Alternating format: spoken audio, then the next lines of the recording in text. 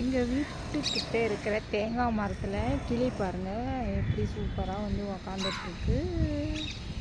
Wow, super super, செமையாக உக்காந்துட்ருக்கு பாருங்கள் எங்கள் வீட்டாண்ட கிளி.